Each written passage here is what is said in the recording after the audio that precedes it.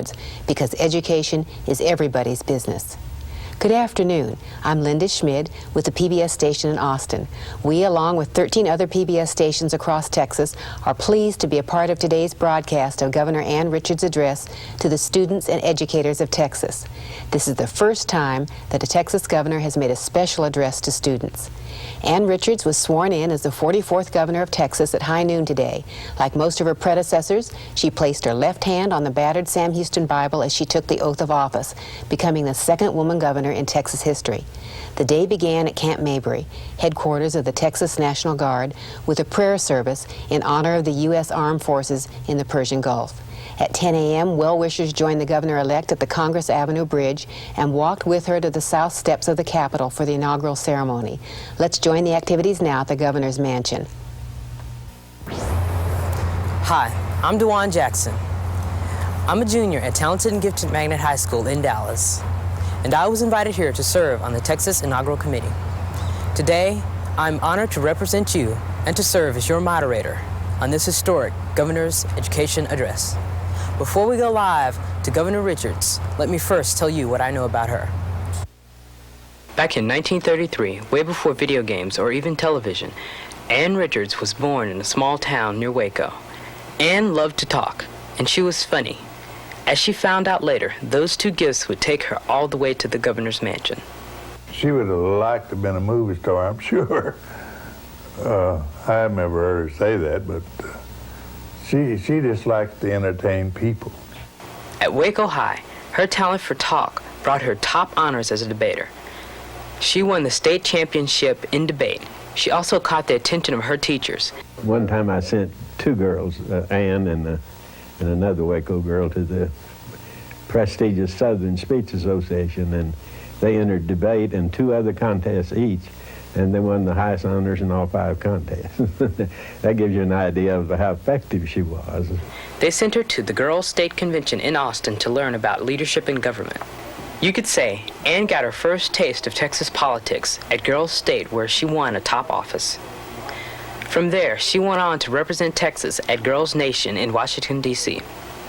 Debating won Ann another important victory: the college education her parents were too poor to give her.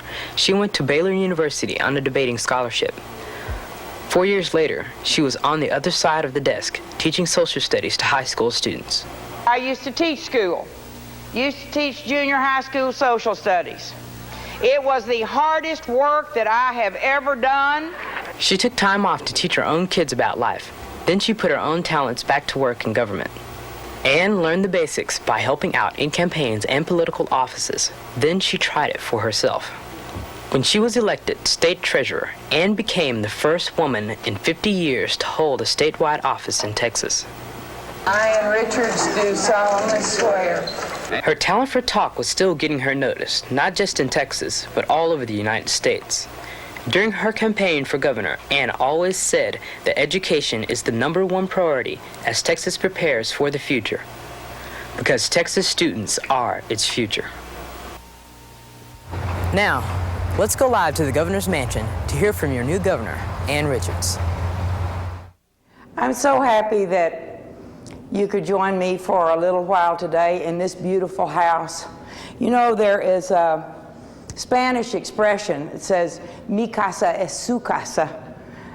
And literally for the governor's mansion, that is true. This house belongs to all the people of Texas. And I am just fortunate enough to get to live here for the next 4 years. But children ought to feel right at home in this place. When Governor Pease first moved in here in 1857, he had a kind of rowdy crew of kids. And then there was General Sam Houston, who was governor of Texas.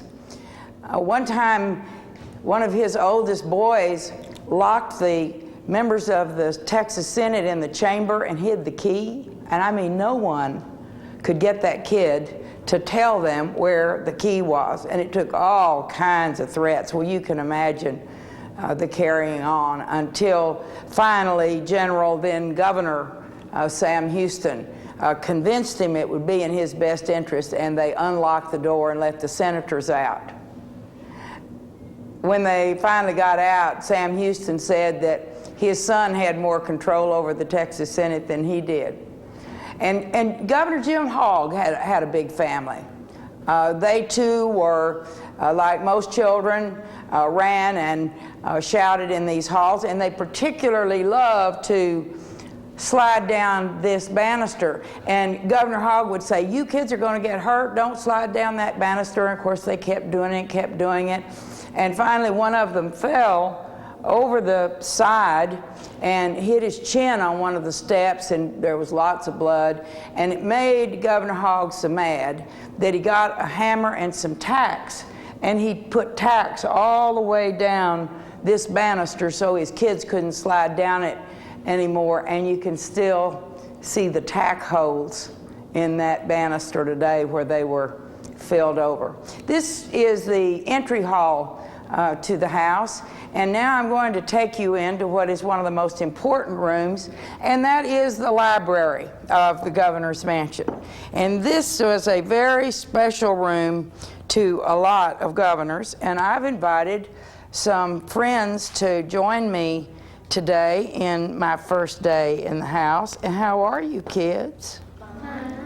Well, good for you. You're not speechless. It's so good to see you. Robert, I'm just thrilled to death that you're here with me today. We had a good conversation, didn't we, when I visited your school? Yes, we did. Robert Flores told me that he wanted to be governor of Texas one day.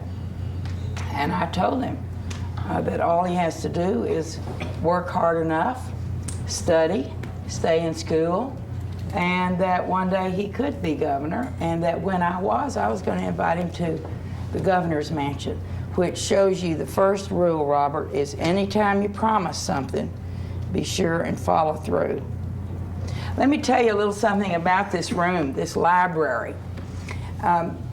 At one time, and you all have probably just heard mention of the Civil War, but it was a war between the states in the United States, and the North really was against the South, and it was a terrible, terrible time for the United States.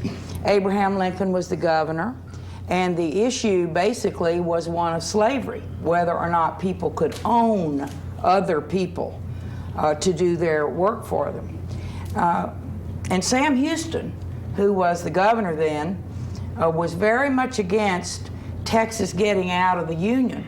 And Abraham Lincoln, who was the president, sent him a message, and it was a secret message that told him that he would send an army or a militia, and he would make Sam Houston head of it to try to keep Texas in the Union, try to keep them from joining the Confederacy.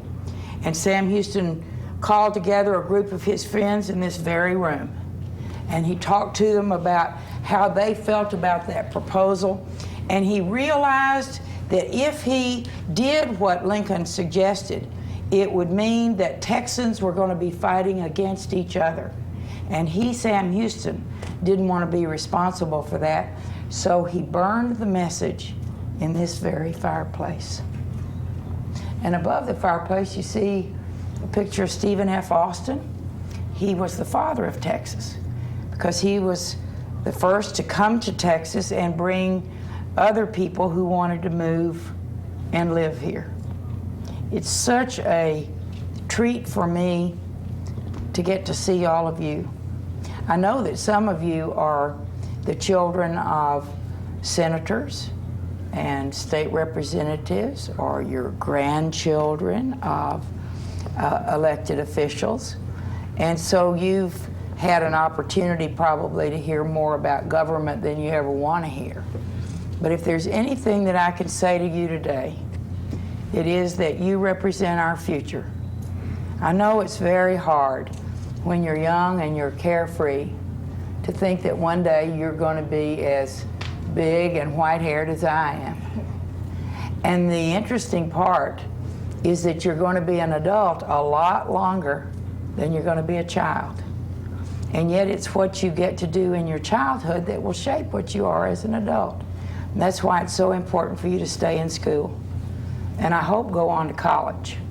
And I hope also as governor I can make it easier for you and your families to send you to college, because what you learn now is going to determine what kind of job you can get as an adult. It's going to determine whether or not you're going to really enjoy life, or whether you're always going to be scraping and trying to just eke out a living. Now, they told me that you all might have some questions that you wanted to ask me, and you can ask me anything you like. If there are things you want to know about this mansion or about the governor's job or the inauguration, well, I'm very happy to answer them. Who's first? Robert? I'm a 6th grade student from Corpus Christi, and I'd like to know what you would do to help our school. Well, the problem of the education system in Texas is the #1 problem that we're facing. There are some children, not Robert, but there are other children who don't have a chance for a good education because their schools don't have enough money. And we are in a situation now where we simply must come up with the money, Robert, because you know what it's like when you go into the classroom, and some of you get to work on computers, do you? Work on word processors, and you know how quick and how much stuff you can learn in a short period of time working with those machines. Well, if you don't have the money to buy those machines, then you're going to be spending your time with those red Indian tablets and pencils. So we want to make sure that every child has an equal opportunity. Now, Robert's school is a particularly good one because his principal has reached out to the parents of the children and gotten them involved in school. So if their kids skip school or if they're not doing very well on their grades, Miss Ramirez goes and talks to the parents, doesn't she? Gets them to come up to the school, makes them feel proud of their school. Well, I want to take the whole plan that Maggie Ramirez has done in Robert's school in Corpus Christi and give other schools across the state an opportunity to emulate that plan so we have less dropouts. Who else? Yeah. Did you always want to be a governor? Did I always want to be a governor? Well, the truth is I didn't. When I was a young girl, women didn't do things like that. You know, I thought I was going to be a housewife. I was going to take care of my children, which I did. And the opportunity to run for public office just wasn't one of mine. Now, I know your grandmama, and I helped her when she ran for state representative. And she was on the school board before that. So what's really happened is that now that women have gotten to serve in lower office, we look up and we see these guys doing these jobs and we think, well, shoot, if he can do that, I can do that too. And I think that becoming governor was just kind of a natural progression for me. How are you, Corey? Corey Clark, kids, is a good friend of mine. She wrote to me that one time she wrote a paper that she wanted to be governor of Texas, and whoever graded the paper wrote on there that her ambitions were too high. So Corey sent me that letter, and I called her up, and she came to Austin, and we came to look at the mansion, just see if we liked it, you know. This was before I was elected. And we decided that we did. And then Corey would send me part of her allowance. Every single month, I remember writing a note of thanks to Corey. And isn't it nice, Corey, that we're here? With somebody else. Yeah. How can we all help you to be a better governor?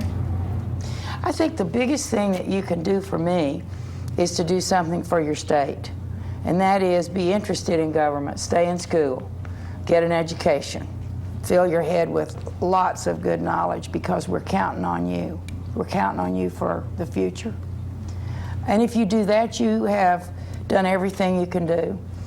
And while I have all of you here, I just want to say a quick note to all of you who are teaching school, who are principals, who are school personnel, thank you very much for giving yourselves to our children.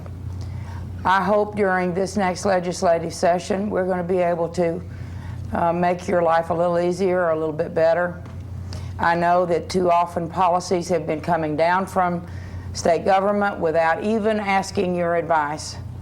And my commitment to you is that we're going to change that. We are going to have you directly involved, and I want to hear from you. If there are things that are going on either in your school or related to state law or policy that needs to be changed, don't hesitate to let me hear from you. And I ask your patience. I ask all of you children's patience, because I'm not a magician. I'm a human being too. But as governor, I'm going to do everything I possibly can to make education better for you and you and you and all of the school children of this state. I'm so pleased that you came to visit with me. And who's going to plan to come again? All right, all right. I already went to the governor's mansion once. Did you you came here once? Well, you're going to have to come again. I tell you what, we'll have a party in about a year, and I'll have all of you visit. Do we have any more time? Time is up. Thank you all. I love being with you.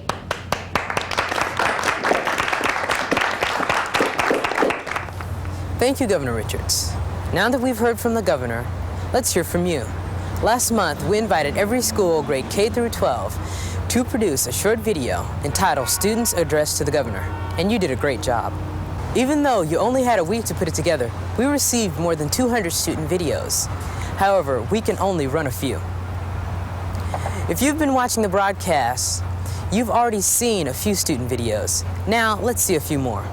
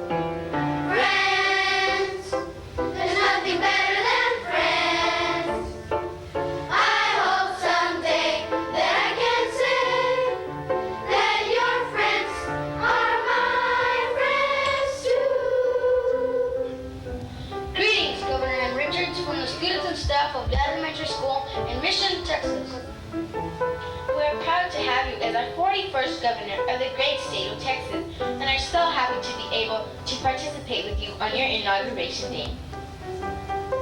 We want you to know that we are working hard and learning so much here at Nat Elementary. We hope that you will keep a watchful eye, a helping hand, and a caring heart for all the school children of Texas, because we need a friend. We all need each other. That's what friends are for. So if you see someone without a smile, give them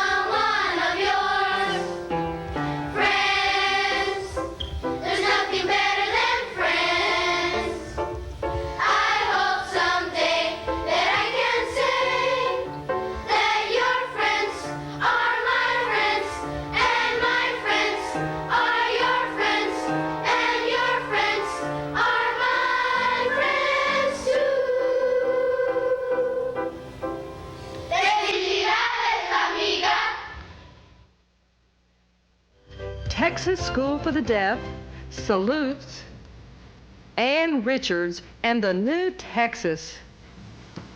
We Texans are a proud people. We have much in this great state to be proud of. We asked some of our students why they were proud of Texas, and here are their responses. It's a neat, big state.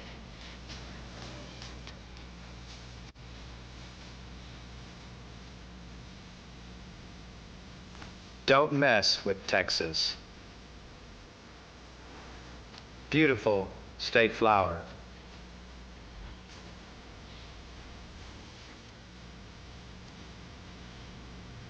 Hi, cowboys in Texas. UT, Longhorns. Texas School for the Deaf is best.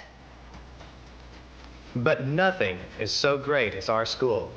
TSD, the best.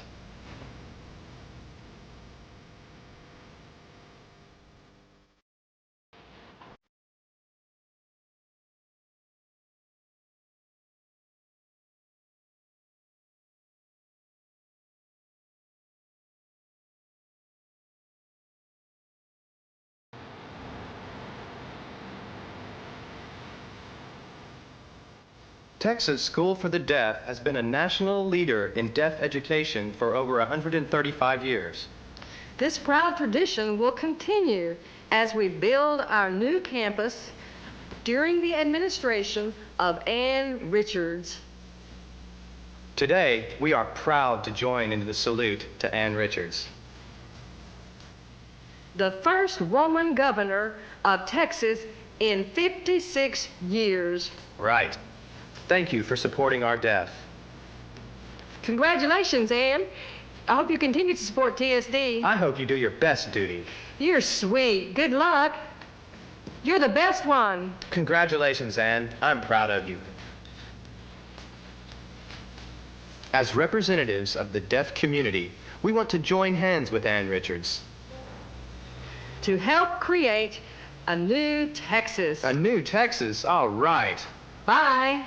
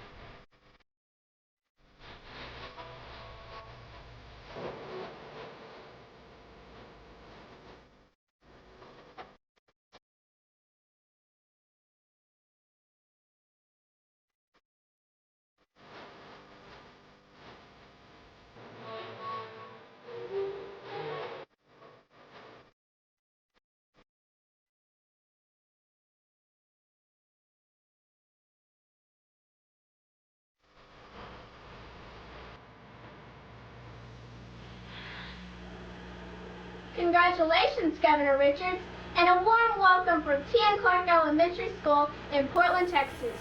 We are sixth graders and members of a school group called SHADE.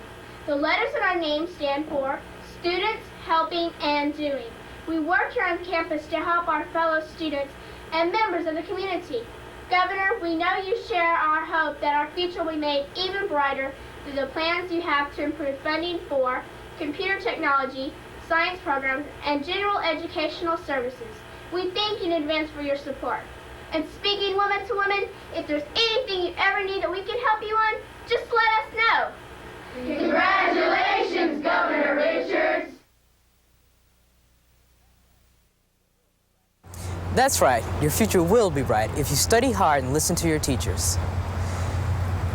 Thank you for watching the Governor's Education Address. I'm DeJuan Jackson, representing the students of Texas.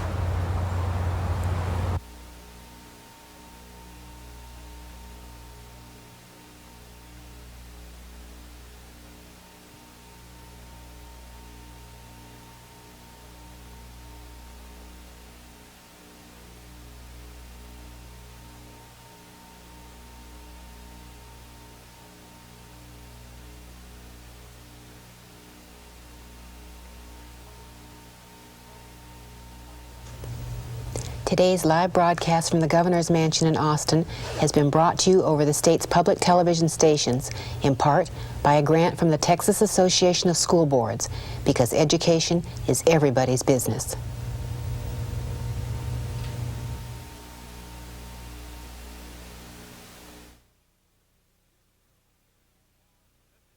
Pardon? 56 years ago, Miriam Maw Ferguson stepped down as governor of the state of Texas. Today, January 15th, 1991, another woman governor took the reins as Ann Richards was sworn in as governor of Texas. Standing by her side, an old-time friend, also a graduate of Baylor University, Bob Bullock is lieutenant governor. I'm Cactus Pryor. We're situated at the front of the Capitol, the south end of the Capitol. With me is Kathy Cronkite, who is going to be helping us describe the parade forthcoming up and the proceedings going on. We've got some interesting people to introduce, Kathy, and some wonderful film clips that we're going to be seeing, too. We sure do. We'll be seeing some more of the student videos. The students address Ann Richards. The parade's coming up at 3 o'clock, and we'll be covering that live here on this station. And we have some interviews coming up, too, that I think will intrigue people. And we're going to have Liz Carpenter in just a little while to talk about some of her memories of other gubernatorial elections and inaugurations. I witnessed a few of them myself here, Kathy, since my grandfather helped put that lady up on top of the Capitol building, and that was before helicopters and didn't have to call on the National Guard from another country, state to do so. What do you think of Ann's emphasis on education with that special address on education from the mansion? I think it's obviously everybody's excited about Ann Richards as governor of Texas, and I think showing her willingness to include everybody in the process, not just the voters, but even those that aren't yet old enough to vote. In case you're wondering about the extraneous noises in the background, the entertainment continues. The platform from which Ann and Bob were inaugurated is now a stage for different acts. And among them were Turk Pipkin, who is a one-liner and also a juggler. We also had the Getting Better All the Time singers, Liz Carpenter's group. And I thought that was one of the most outstanding vocal groups that I have ever heard in my life. And believe me, I speak without prejudice. The fact that Liz Carpenter is sitting on my right and I sang in the group had nothing at all to do with that opinion, Kathy. We've got down at the bottom of Congress Avenue, the parade members are lining up, the bands are starting to get ready. We can see Congress Avenue there, up which they will be marching right behind us shortly, and we'll be covering it for you, telling you who's marching and what you're seeing. People have been waiting for some time, and it's pretty brisk out here, although in the sunshine it can get kind of warm too. So I'll tell you, folks, fine Texas days. We're sitting about 50 feet off the ground on a platform, and that ain't nothing between West Texas and us as far as the wind is concerned, but a barbed wire fence, and it's down. And it's just a little bit scary up here, but we're going to stay with you. We're brave, and we're going to have a wonderful, wonderful time. What have we got coming up first, Kathy? We've got a film clip for you, one of our inaugural minutes for you. Having grown up on the edge of the spotlight myself, we're going to hear from a man with whom I can empathize, a man who calls the governor Mom.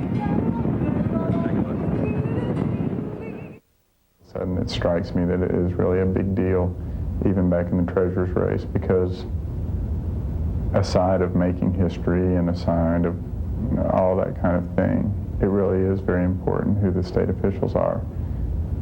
And in my case, it's somebody that I believe in no matter what. I believe in her no matter what. And so for that, it's really exciting, and I think it's the same thing in the governor's race. I don't think I'll probably be thinking about it much before the inauguration. We'll go and kind of go through all the motions, but standing up there when she gets sworn in, it will be very exciting, and it'll hit me, and it'll be neat.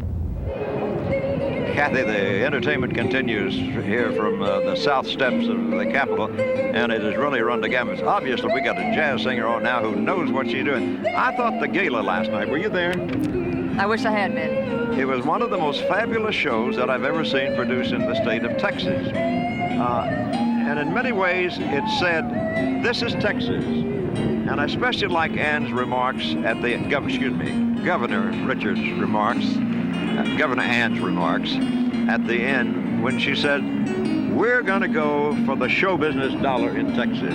We're going to make Texas the capital of entertainment. We're going to have more movies thought. We're going to have more music written and stars spotlighted than any other state. I just thought it was a fantastic gala. I've been, as I said, involved in a couple of myself, and I'm ashamed of what we did in the past compared to what Ann brought on last night. It's going to be hard to make that transition to calling her Governor Richards, isn't it? Yeah, and I don't imagine many will. No, I think having had a President Jimmy, I think we can have a Governor Ann. Liz Carpenter had her hand in getting plenty of men and women elected to office. When she wasn't doing that while she was in office helping them. Liz counts on Governor Ann as one of her dearest friends. She has been involved with Ann in the women's movement, in so many of her own campaigns. And well, let's hear from Liz Carpenter this time on tape, and then we'll hear from her live a little later.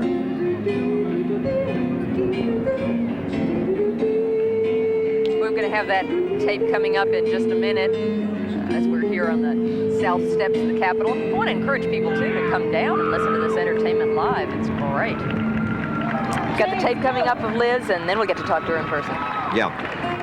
And Liz braved the steps to climb up to the top of this mountain. And I think we need just a little time for her to settle down before we bring it to her. Well, let's run the tape then, and we'll have her live afterwards. Here's the tape. Oh, terrific elation. I feel like praise the Lord and the voters of Texas. The millennium has come. We've elected a woman governor, and what a woman, Ann Richards. And I've known her and followed her, and I just think all Texas is on a high. You can't find anybody who didn't vote for her now, except 5 old men in Midland, Odessa, and they can't remember who they voted for. But she's already set her own style early on. She hasn't walked too cautiously. She's come right out and begun to name the mix that this election expressed. A Hispanic woman to the Railroad Commission. What a great step that is.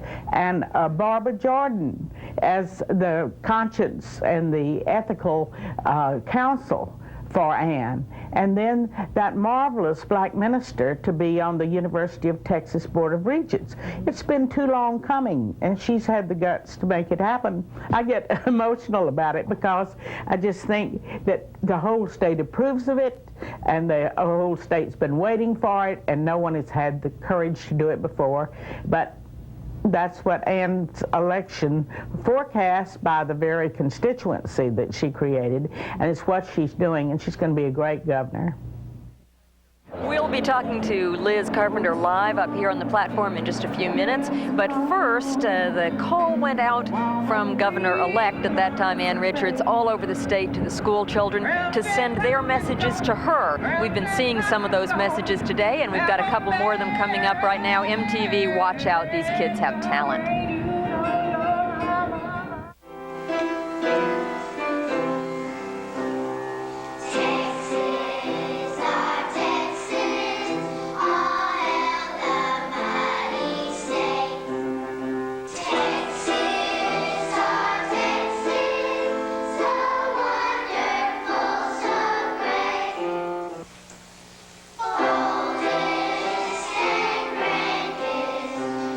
Standing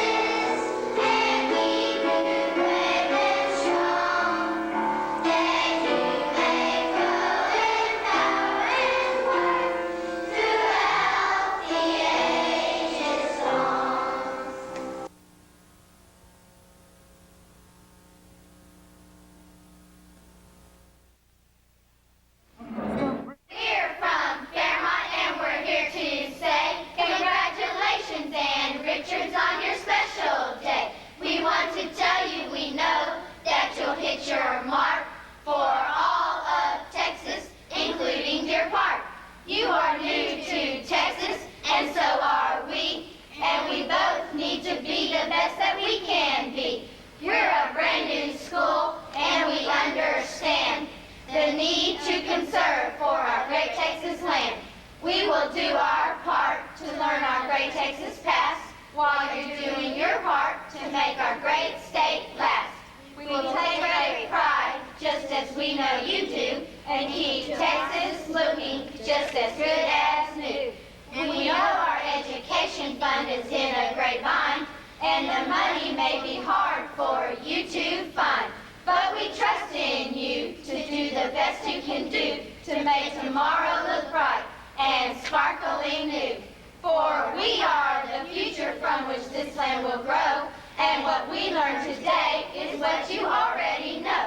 Education is important and vital to all, as we stand together so we will not fall. Your job is a tough one, and on this we'll agree, for what you do today will be tomorrow's key. For our future you'll lead until we take our own stand, and we'll remember what you did for this great Texas land. Congratulations, Ann Richards!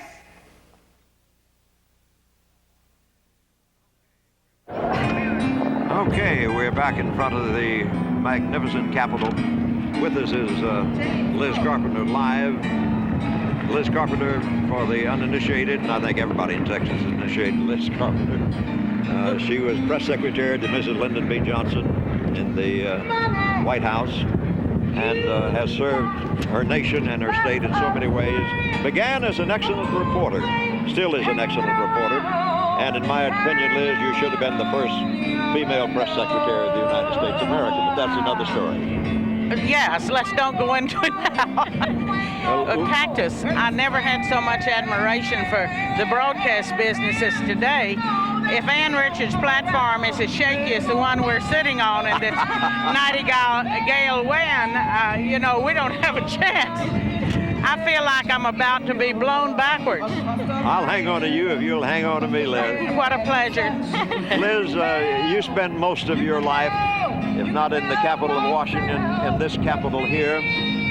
Isn't it still a magnificent building and brings forth so many memories? Awesome, and I think that nobody can look at it without feeling a lot of reverence, and particularly today when you could see in the backdrop 10 blocks of humanity walking up here, thrilled to death with the promise of a new Texas, and then hear Ann stand there, that beautiful white suit, white hair, and say, it's a vision today, but it's going to be a reality tomorrow, Coach. You're going to make it that. Liz, she's got an awful lot to live up to, a lot of high hopes, a lot of high expectations.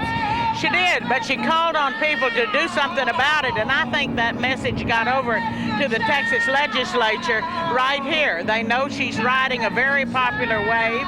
Bob Bullock's behind her 100%. They've got plans. I don't know any couple that has gone into this office with more action ready to begin happening tomorrow morning, and we've already had some feelers about it.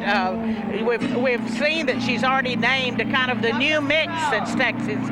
A Hispanic woman to the Railroad Commission, a black woman to head the conscience of this state. Barbara Jordan's going to make Texas unrecognizable. We're going to be so straight and honest. We're going to have ethics. You're right. Can you believe it? Maybe a surprise in some quarters. John Hanna, who's a straight, wonderful, terrific lawyer out of East Texas. Well, we're on HSE, of course, and we want to thank them for their facilities, also captions for the deaf. Liz, we have a lot of history students watching us today. I, of course, knew Sam Houston personally. You were not born then, but I know you've done a little studying up on Sam Houston. What are your recollections of that? Of Sam Houston? Yeah. Well, I thought this today, it was really a day, and that Ann is standing there in the footsteps of Sam Houston. Sam Houston was sworn in right in this same place. It was a different Capitol building on December the 22nd, 1859. And it was a cloudy day. It had been bad weather weather, sort of like we have endured, and then the sun burst out, and people started pouring out of something called the Old Scots Hotel down there on Congress Avenue, and marching up here and giving cheers. And one of the things that interested me is he stood there and made a plea for education, the common schools of Texas, so another word for the public schools. So times haven't changed a lot, but I think that we're going to see some action now, and people are very conscious of their government because of the miracle of television. Liz, you've been so active in Ann's campaign. Does she have a role for you in her administration?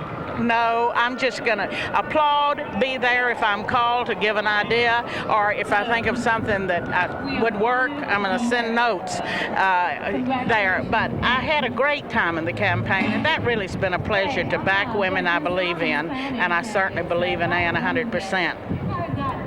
Tell them about the Getting Better All the Time singers. Well, we had a crazy group, and I never thought when I went into politics that I would be standing on this platform singing a song without a benefit of voice. But we had about 12 people there, and some good voices, and we got together when I had done a book called Getting Better All the Time, which I wrote when I was 65.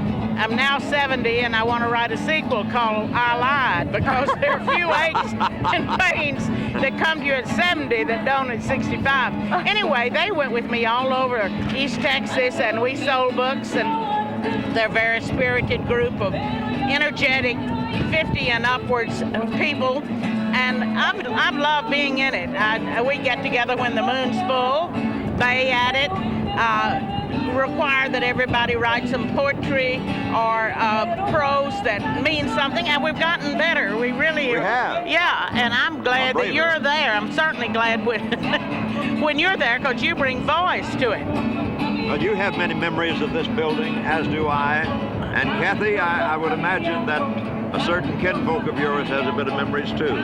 I suppose he does, and I wish we had some of those stories here today. Your father began here with International News Service, did he not? I believe he did, yeah. As a reporter. It's funny, the only story that comes to mind about him in those days is him riding his motorcycle across the lawn of the Caswell house down there.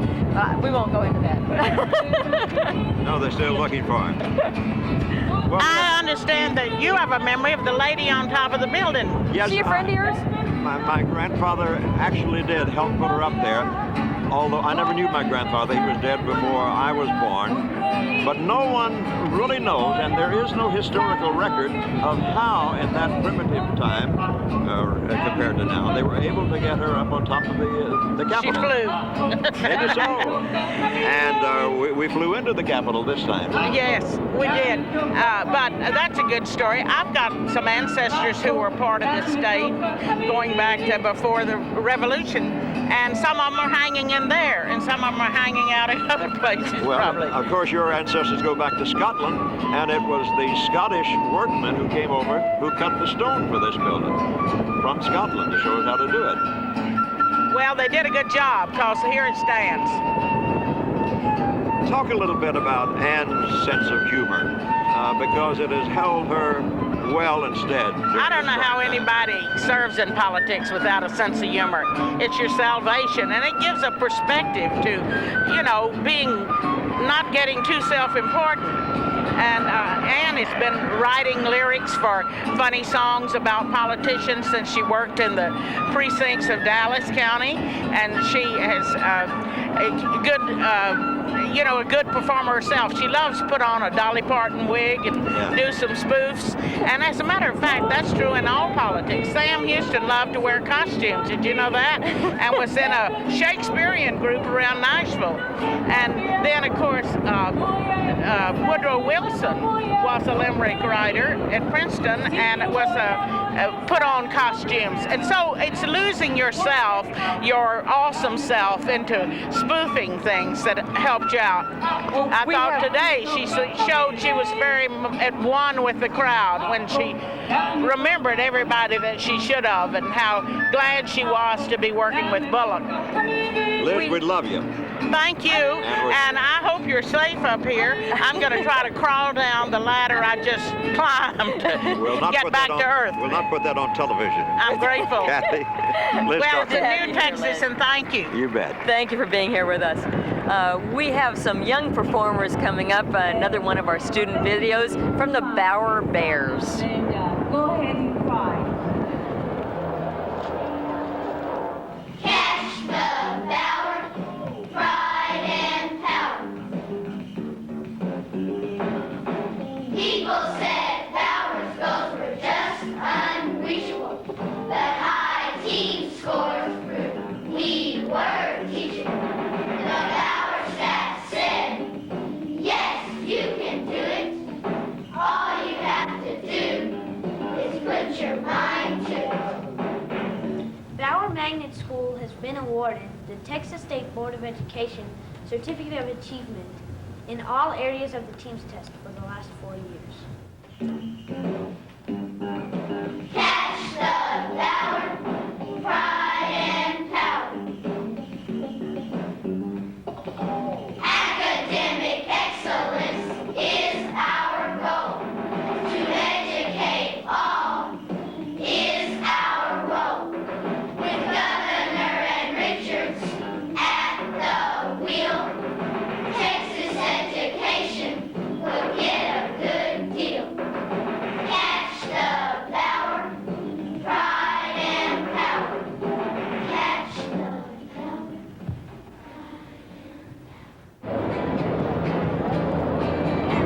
Bower. Well, you can see the route there that the parade's going to be coming up at 3 o'clock, and we'll be here throughout telling you about all the action along that route.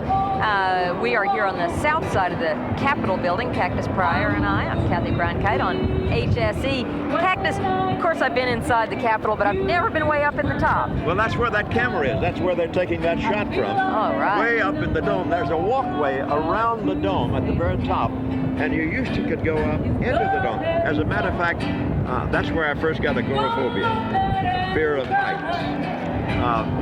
Is that what you call it, agoraphobia?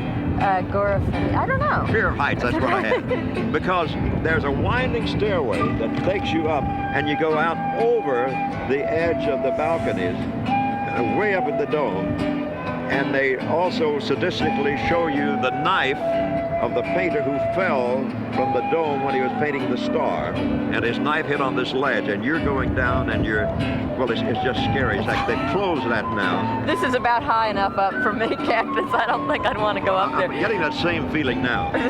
Whatever the phobia is, I got it right now. Listen, Andy Sines is down there on the parade route, and I understand he's going to be telling us a little bit about the parade coming up. Andy?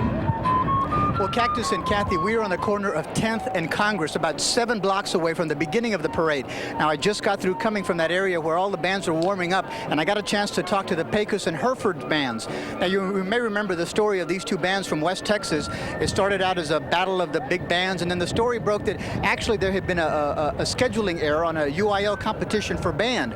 What turned out to be a battle between two bands actually turned out to be a kind of a relationship between these two bands. We have a package by Jim Moore explaining that situation.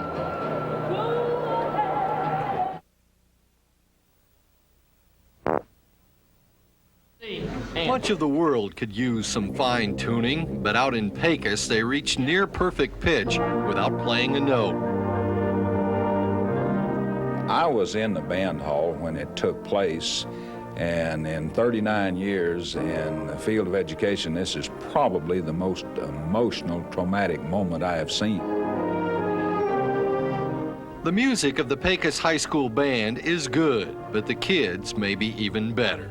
They're awesome kids. They're awesome. They're just great. We're all just a family, and we work together, and it's so neat. I love them. Okay. That is only part of the reason the governor-elect called Pecos with a special invitation. I wanted to extend my personal invitation for you all to come and play and march in the inaugural parade with the Hereford High School Band, and I hope you can come. Oh, yes, ma'am. I think we can make it. The Pecos Band had won the right to compete at the state level by beating the Hereford Band, but a scoring error indicated Hereford was the actual winner. Still, Pecos had been officially declared the best and had the right to go, but the Pecos kids voted to let the Hereford Band go instead. That hurt? Well, yeah. Since we worked all summer and all this happened, so. But all turned out all right. Now, you have to understand that this is a once-in-a-lifetime thing that just happened here. But now they have received more attention than if they had been selected best band in the state. You have just made history, Pecos Eagle Band. And the new governor has shown an early skill for public relations genius. Winning is not the most important thing in life. You know, working hard and achieving your goals, yes, but not at the cost of others.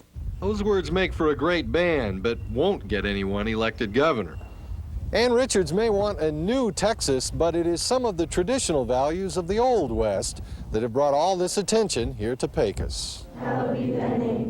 The new governor has a lot to worry about, but the future of this place looks like it will take care of itself. And lead us not into temptation, but deliver us. Governor Richards has said that story really illustrates what's good about Texas school children, and she challenged other schools to follow that example. Well, a lot of people have made their way down to Congress Avenue. We again are here at 10th and Congress, where the crowd is getting about 2 or 3 deep. Lots of enthusiasm, lots of excitement as the parade gets ready to begin. We're going to talk to some of the people who have come down here. Obviously, a lot of people kind of bundled up because of the cold here. We see an Ann Richards fan back here with lots of buttons. How you doing? Good, just fine, thank you. How are you enjoying the festivities so far? It's wonderful. It's great. Did you get a chance to hear her address? I sure did. What did you think about it? Oh, I think anything she says is wonderful. Have you participated in some of the other events? Did you go to the gala last night, for example? No, I didn't. I watched on TV. All right. What are you expecting out of the new governor coming up pretty soon? That's a real tough one. Are you looking forward to her work on education or some of the other topics? Education, equal rights. Well, of course, the school children of Texas are big with Ann Richards. We've got a couple of school kids here. Where are y'all from? Terrell, Texas. Where's that at? It's 30 miles east of Dallas. Are you all here with your family? Yes, my father and coach. My sister's performing in the parade today, so.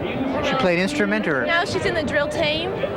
How does she feel about the honor of being asked to perform down here? They are so excited. I mean, they can't believe it. They had a tour today, the Capitol with the Senator line from Rockwall, so they've just had a great time. Did you all get a chance to hear the governor's address this morning? No, we got here about 15 minutes late, so we didn't get to hear it, but. So is Terrell kind of excited because they got a local band? Yes, we got our photographers here from the paper, and we're ready to go. You said your father's here? Come on up. How you doing? Can I get your name, sir? Bruce Wood. Bruce, you brought your family down here to Austin, Texas. Well, I have my oldest daughter with me, and everybody else had to stay at home, except I've got my second daughter. She's one of the drill team officers, and so she'll be marching here in a little bit from Terrell. You'll be a proud papa here watching your daughter. We'll be even prouder if y'all make sure that gets on television. Well, it's going statewide right now, and we'll make sure that it gets over here.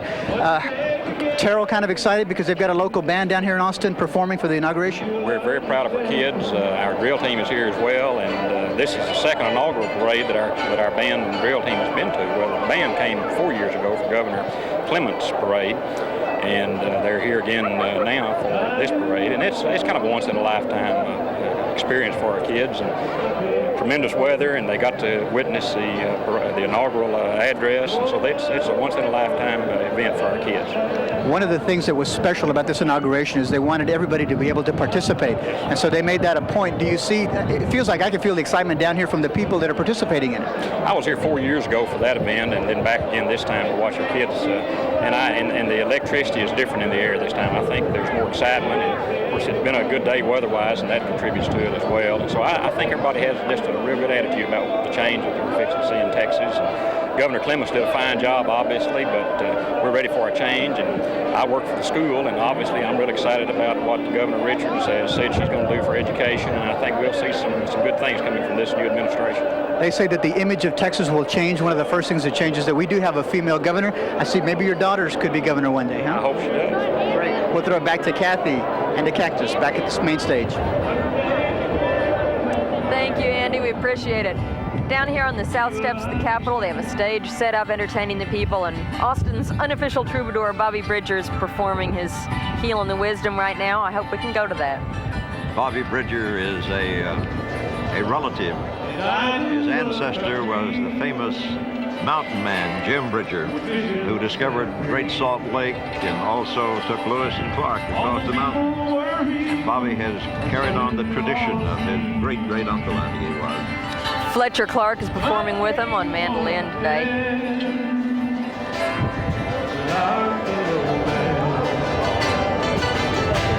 It's so useless not knowing the spirit of oneness we share with the land.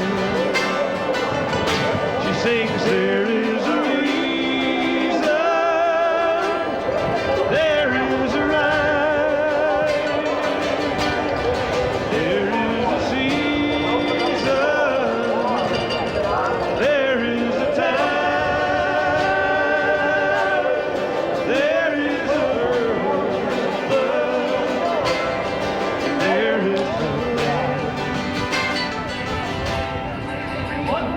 Well, here's a greeting card you won't find in any gift shop. It's addressed to the Governor Richards and signed by the school children of Texas.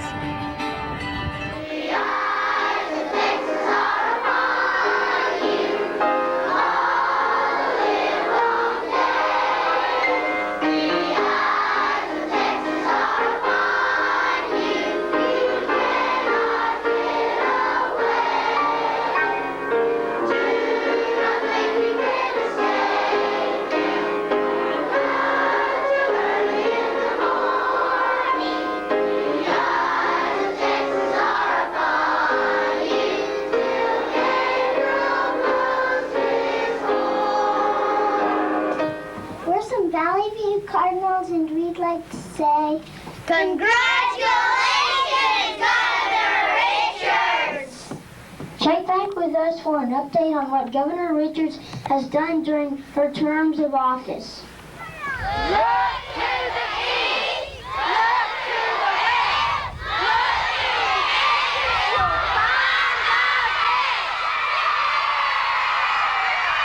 find There it is. You gonna sing along with Bobby? And someday together we'll heal in the wisdom. We'll understand.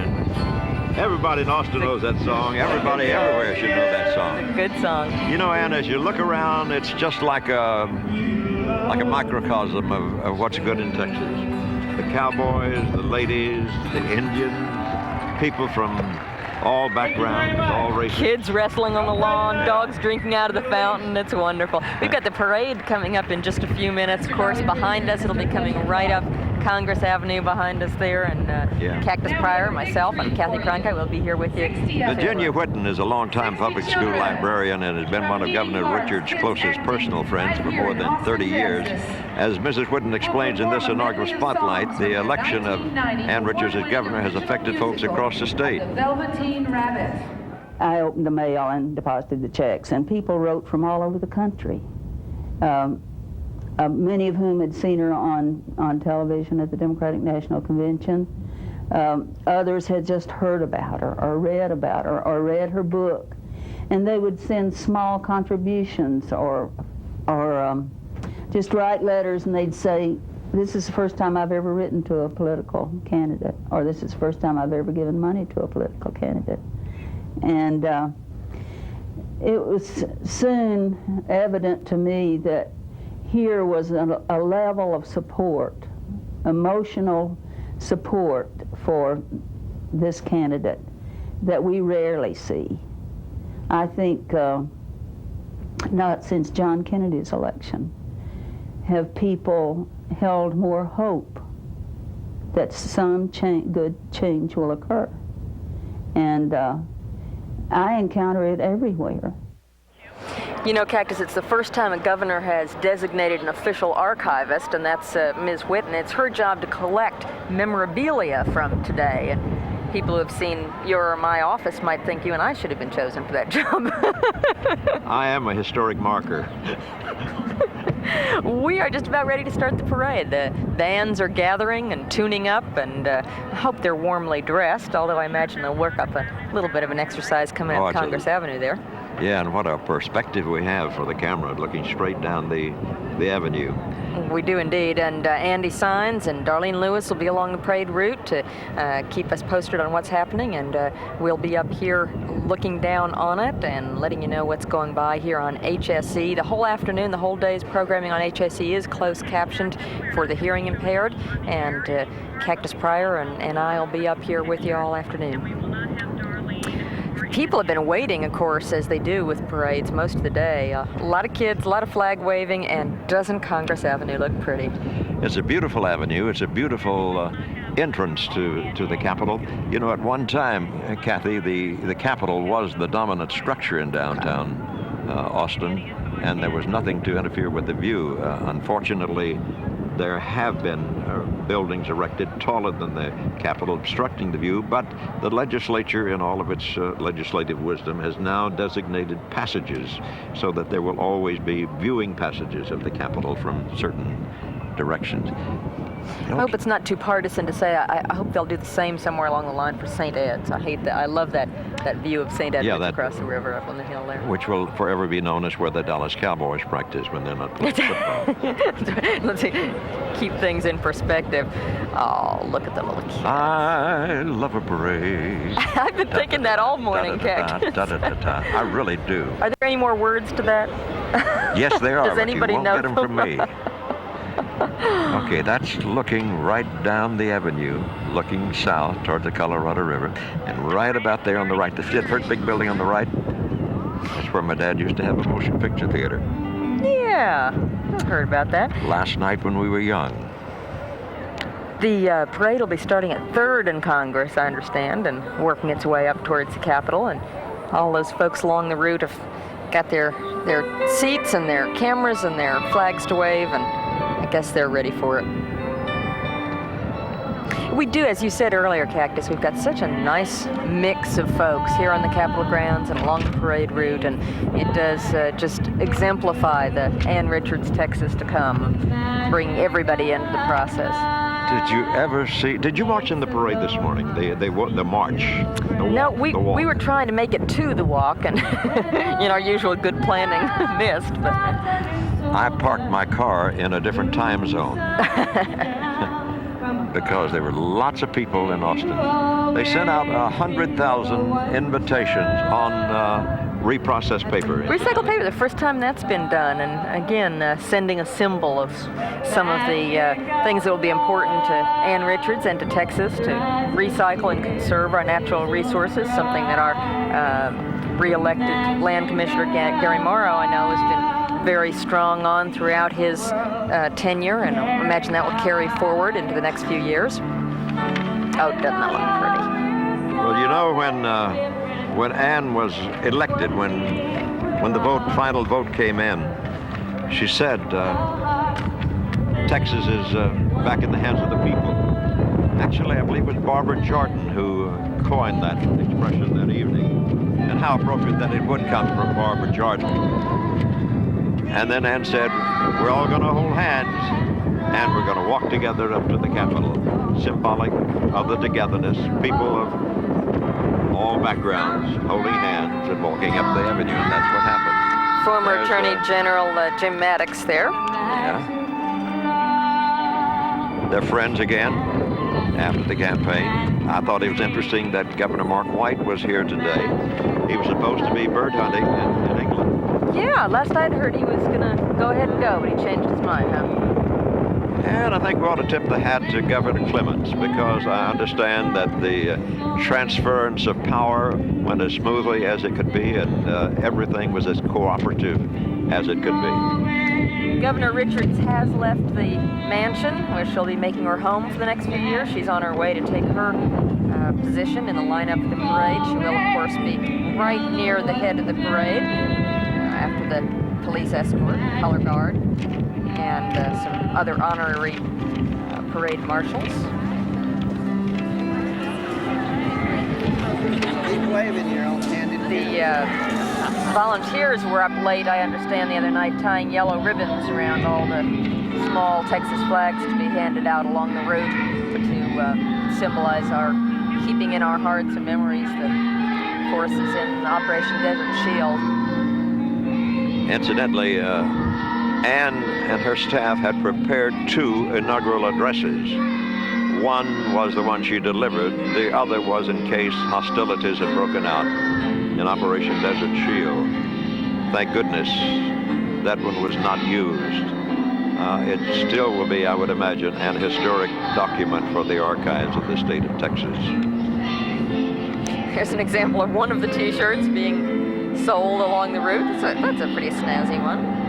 You remember the T-shirt that she held up in her victory statement? A woman's place is in the dome. In the dome. And Irma Bombeck said to me one time, I escorted her into the rotunda of the Capitol. She looked upward and said, "My God, who does the ceilings?" Hey, that looks good. It's a Texas-sized cookie, yeah. Hey, kid. It's going to take him the rest, Come on up, kid. rest of the afternoon to chomp away on that one. And that's not Clady, is it? No. Peace dogs. Oh, he has 2 Labrador Terriers. He's been walking around here all day. Apparently trying to sell them. Aw. Seen a number of peace signs up today. We have. A lot of demonstrations for no war, for peace. A lot of military, too. And a lot of kids singing right now.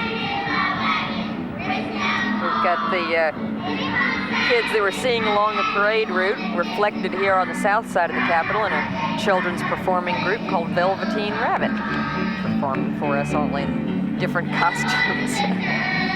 Speaking of children, Governor Ann became yet again a grandmother during the campaign of grand twins, I guess you would call them. And her daughter Cecile. We've got the Velveteen Rabbits there on your screen, and you can see some of the way they've got themselves painted up. They're the cutest. Her daughter Good voice too, didn't she? Yeah.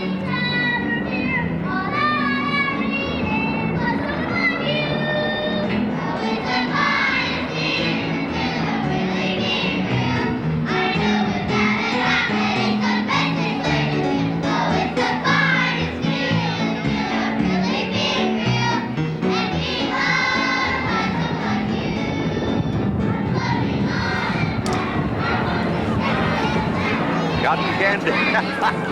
Good hair. That's a great caricature of our new governor. Texas' most famous hairdo. That's it, isn't it? There was some. Well, next to yours, Cactus. Next to mine, which I'm holding tightly too.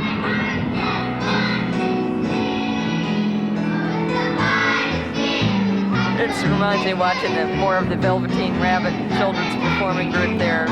All the student videos we've seen during the day today. It's really the raw material we have to work with to build a great state, and we've got something going for us, don't we? Great looking bunch of kids. That's a mother load, kid. That's a mother load. Yeah.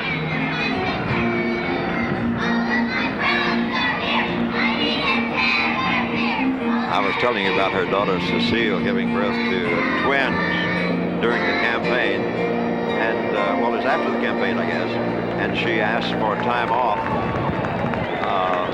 for recovery, for time with the children. What if she asked for double time? Of course, that's something that we are counting on Ann to be leading the state in. She's already, I know, worked hard in her previous roles in government to get some maternity leave time for state employees anyway, and she's going to be working for it for everybody else, I believe. All right, we're seeing some beautiful Palomino horses coming in. We've got the parade starting here. And this is the from Pasadena, I believe. I think the Bexar County Palomino Patrol. Those are flashy horses. 14 beautiful Palomino horses. And of course, you know, the Palominas aren't a particular breed. It's just a coloring. They can really be almost any breed. That's right. How'd you know that, Kathy? I happen to know a lot of horse trivia. we'll try to fit as much of it in as we can this afternoon. Let me ask you. You weren't born in Texas, were you? No, I wasn't, but I married into it. And you moved here at fairly young in life. You're a mother when you moved here, right? No, I moved here when I got married. Did you? We've been lucky enough Then, always to perform with Austin. when did you succumb And I know they're going to be to the flavor of Texas? Because you have. You are a dyed-in-the-wool Texan with still a lot of Northeast in you. Well, my now four main men, my father, my husband, my two sons are all Texans, so a lot of it rubs off. Austin on tap. Here is the beginning of the parade.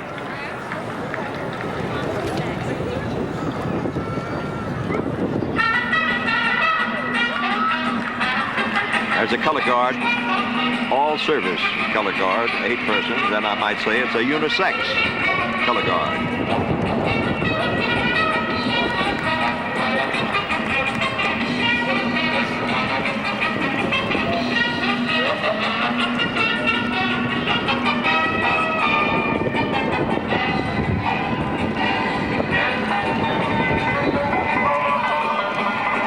This same Congress Avenue, Kathy, used to have streetcars running right down the very middle of it. And I guess it was in the 40s that they finally took the tracks up and transported them elsewhere to be melted into material from which to make cannons. World War II. We've got the Baylor University Band coming up, following the tradition, of course, of having Ann Richards' alma mater band, the Golden Wave Band, 200 marchers in that band. A little bit later on, we'll be seeing the bands from the schools that Bob Bullock attended. Well, you talk about the good old Baylor line. Do you realize that Ann Richards, Jim Maddox, Bob Bullock, Mark White, all attended Baylor University? No. The good old Baylor line. It's got them all into the capital at one time or another.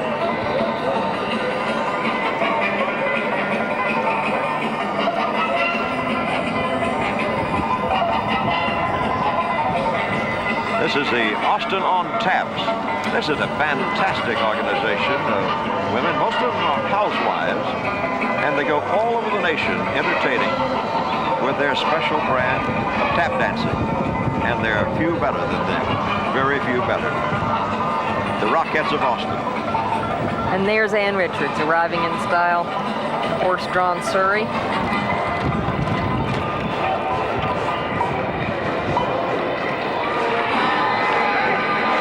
Nice looking team. There's the Baylor University Golden Wave Marching Band. Believe me, that band is much more attractive here in Austin than in Waco, because in Waco you associate it with football.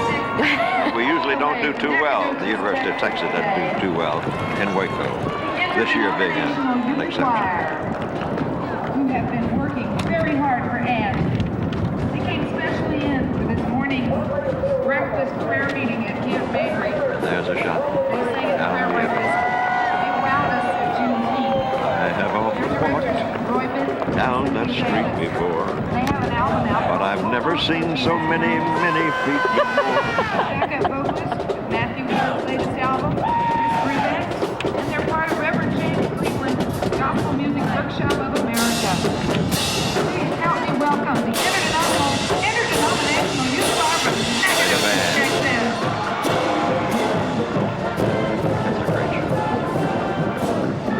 I always wonder if the cameraman keeps from getting trampled. That's a good question. Can you see the tracks where the trolley used to run? Right now.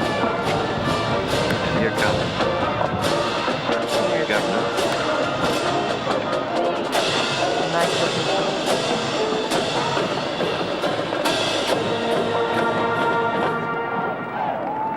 I like the brass. You got lots of it, Kathy. You got lots of it, Kathy. And there she is, our new governor. Behind her daughter Ellen and her son Dan. Dan's feet are sore. He's yearning for more than walking, so he's riding. Make you move. Oh, Ann, ain't you having fun? Uh-huh. It's a long, hard fight. It's a woman who knows how to have fun, doesn't she? Yes, she does. She is a great outdoorsman. Loves the outdoors, loves to rap down the Rio Grande. You can see her on the hike and bike trail here in Austin by Town Lake almost every morning. She walks about 3 miles a day. Going to be harder for her to do that now, isn't it? Without being stopped by everyone along the trail. I guess. I hope she'll be able to get out there and do that, for all of our sake. She'll have to have a double jogger now to take her grandbabies with her, won't she? Yeah. Lady Bird Johnson is another frequent walker, as is Jim Maddox. Frequently see him walking on the... Well, he's a jogger, actually. You a jogger? Yes. Funny, during the campaign, I came upon 2 of Ann's children. And right behind them, about 15 yards, was Jim Maddox.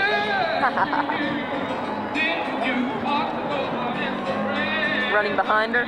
Running behind them. Trying to catch up. Okay, these are the Texas A&M Ross Volunteer Company. 105 marchers in their splendid white uniforms.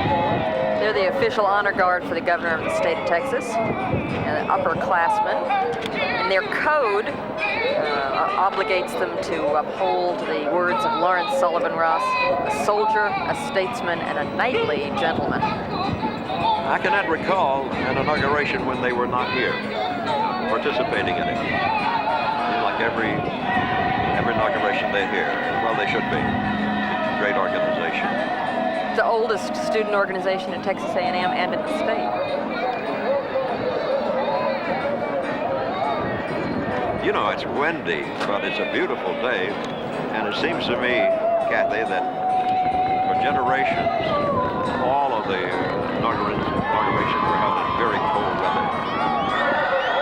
Yeah, you told me to prepare cold and wet, but it's a beautiful day. It's windy, but it is just couldn't be a bluer sky or a brighter day. The parade has reached the edge of the Capitol grounds now, and making its turn and its end there, although it'll continue coming for another hour or so. The Waco High School Band is actually bringing up the parade. Cheerleaders and drill team, 140 marchers, and of course is from Waco.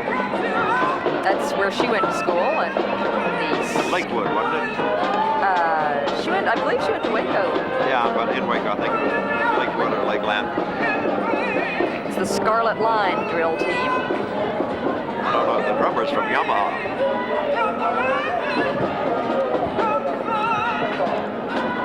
Ann was an excellent debater. She went to Baylor on a debate scholarship, didn't she? Yeah, and played on the women's basketball team. We have one of the teachers of the year on your screen. Grand Marshal of the parade. One of the Grand Marshals. The elementary teacher of the year, Ellen Joyce Nevins, and the secondary teacher of the year is Sandra Parks Gifford, and they're Grand Marshals today, setting the education theme for the inaugural parade for our new governor. We've got Andy Sayance down on the street to fill us in from his perspective. Andy, what's happening where you are?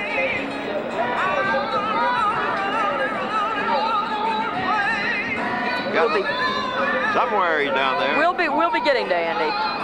Hope he's not underneath the Palominos. Okay, we found Andy. Andy, what's happening? A lot of excitement down here. The crowd is very enthusiastic about everything that's happening down here. There's probably 4 or 5 people deep down both sides, and a lot of people enjoying the bands and the festivities. And we've got a couple of Ann Richards fans here. How you doing? Fine, how are you? How are you enjoying the parade so far? Oh, it's wonderful. Where are you from? Gilmer, Texas. Gilmer, Texas. Where is that? Oh, that's about 110 miles east of Dallas.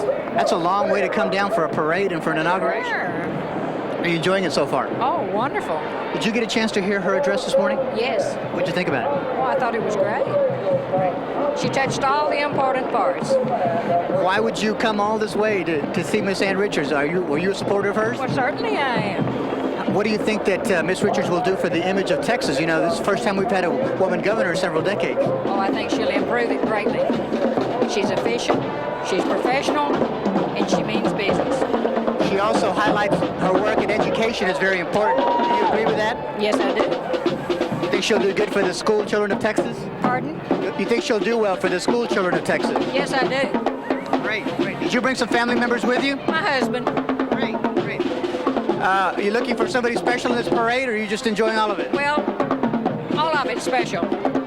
And first of all, and then I'm a big fan of the Kilgore Rangerettes and the Tyler Apache Bells. Great, that's from your area. Excellent. My hometown. Very good. Thank you, we appreciate it. Back to Cactus and Kathy. Thank you, Andy. Appreciate it too, Andy. Ann Richards has reached the reviewing stand. She's going to have a front row seat on the rest of the parade. We're giving you all a front row seat courtesy of HSE. There she is, our governor, applauding the parade, waving to us all. I think one of her grandchildren had fallen asleep on her shoulder as they were riding in the surrey. She's got her family with her, and some of the VIPs in the reviewing stand. That's at 11th and Congress, just before you send the walkway up to the Capitol. An unofficial participant in the parade there. That'll keep him out of the Army. There's a Texas Tech band. Is that a band? From Governor Marchers. Governor Smith's hometown. Texas Tech going band from Raiderland, 250 marchers.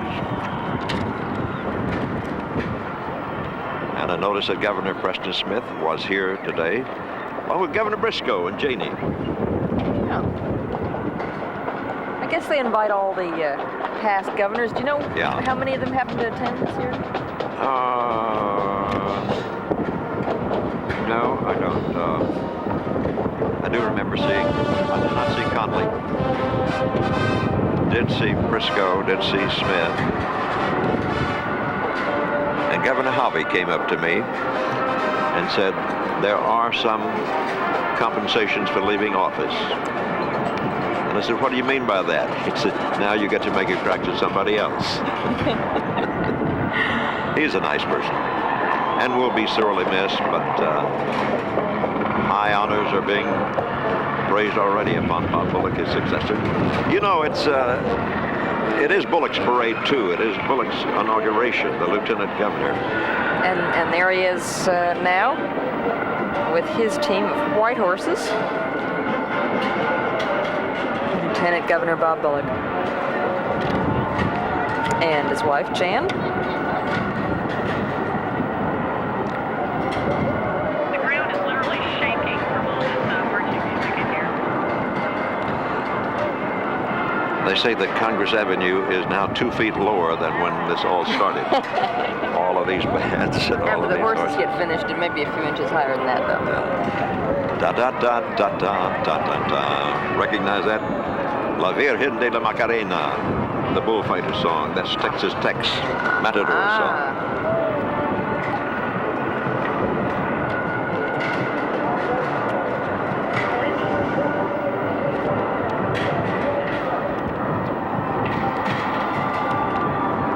Incidentally, apparently all is love, if not kisses, once again, between Governor White and Governor Ann.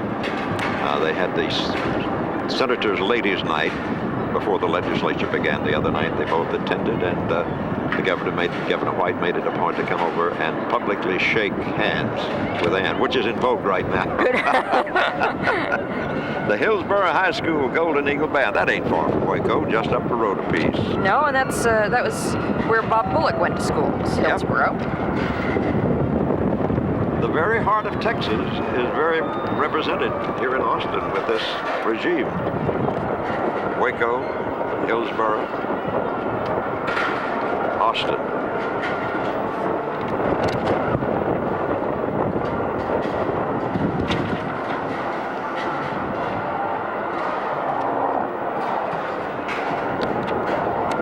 Kathy, I suppose one of the biggest inauguration celebrations ever held, one of the biggest swearing in and inaugural ceremony was in Memorial Stadium when Pappy Leo Daniel, W. Leo Daniel, took office.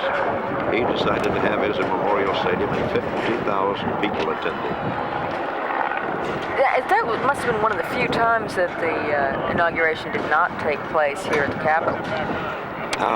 He was such a show business figure. He had a radio show that was listened to by everyone in Texas, the Light Crust Doughboys. And his slogan was "Pass the biscuits." They passed the biscuits that day. Everybody ate biscuits during the inauguration. It's a lot of biscuits. And they had a barbecue on the mansion grounds. Bob Bullock has come out of his coach and four, I guess that is, and the parade's momentarily halted while he comes out, greets the crowd. And on that day, they had the barbecue when W. Leo Daniel was inaugurated, had barbecued buffalo that they were serving. And you're making a face, and I tasted it. Well, you should. Hi, gang. Pretty little girl.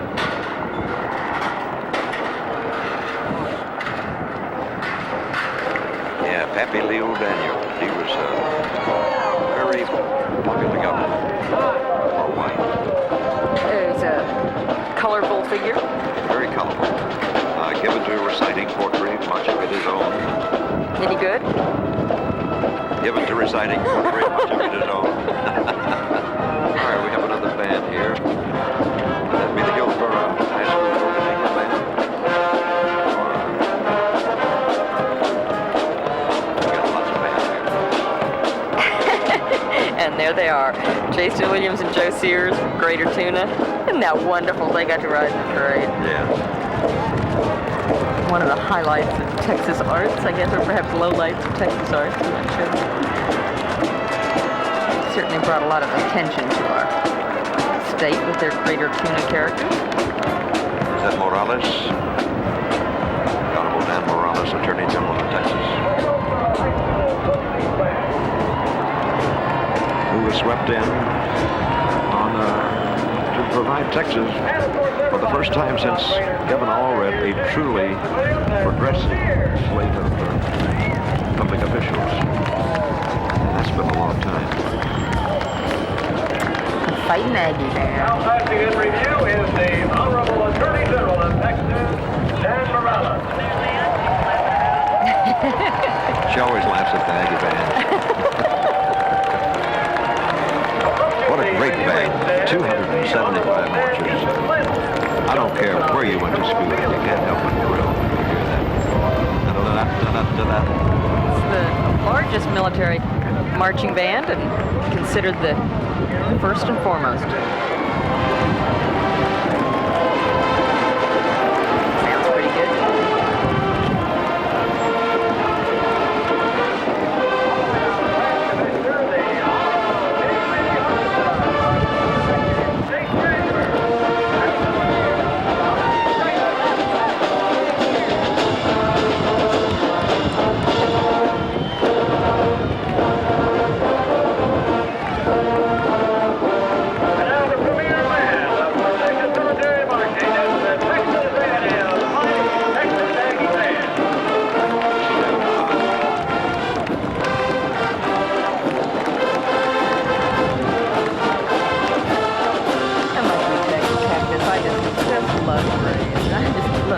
Martial music and the flags and the horses and the bands.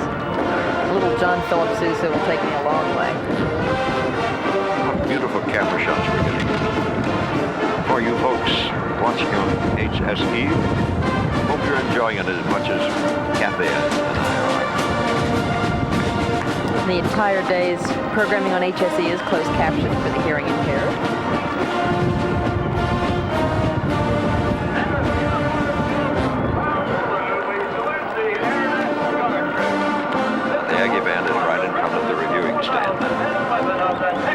serenading.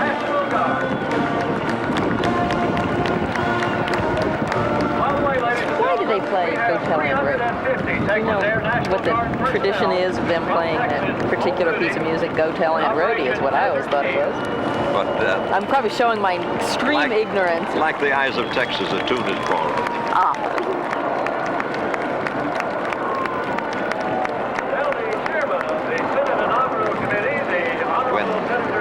When they play the Eyes of Texas and somebody sings, I've been working on the railroad, you know, they come from different climes. You know you're a long way from home.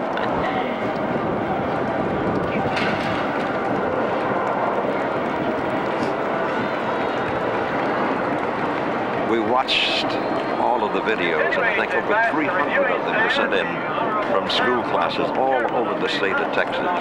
And we watched a whole bunch of them, and they were all so cute, so entertaining. Talented kids. And so important to include the school children in the inauguration of a governor. When education becomes so always important, but never more than right now. Hey, equal time. It's about time, yeah. Longhorn Band, of course, University of Texas Longhorn Band.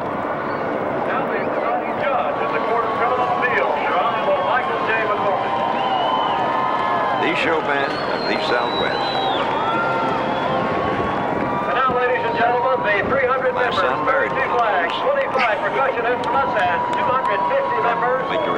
The show band of the Southwest, representing the University of Texas Longhorn Band, the UT Longhorn Spirit Band.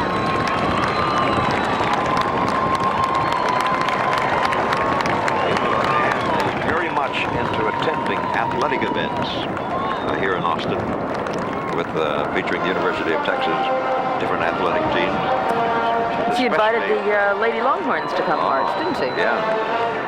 And she very rarely misses a game, as do you, I understand, Kathy. Lie a little bit, lie a little bit. Yeah, right. I thought you were attending. You would if you had time, right? I like it that she invited not only the school children representing all the different grades of Texas, but also she invited each school district to send a teacher or a principal to march in the parade, and we'll be seeing them come along later on in the parade. It really included everybody. Name that song, Kathy. Don't do that to me. I do it only because I know it. March Grandiose. March Grandiose.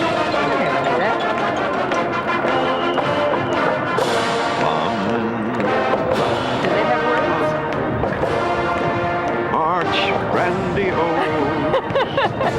March Grandiose. Hook 'em. They'll get you in trouble at Baylor ends.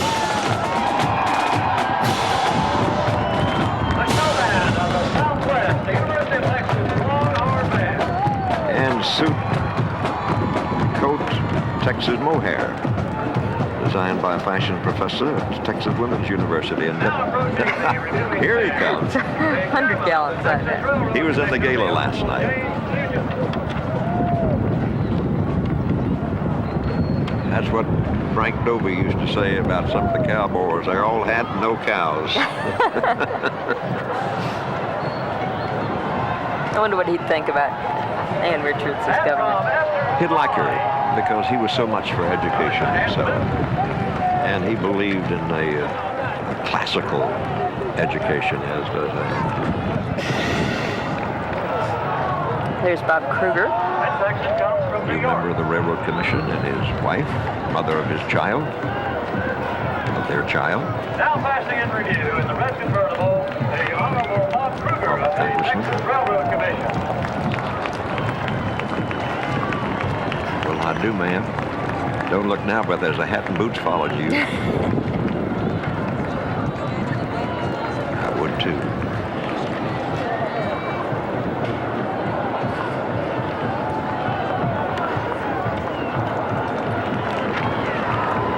Well, Kathy, one of the most discussed names There's something that a minute ago, something I could have used there. Big can of hairspray in this breeze. I'm not sure what it's doing in the parade, but Future of Texas. Tell me about this. Future of Texas, I suppose, being the children of Texas. In keeping again with the education. Here comes the children.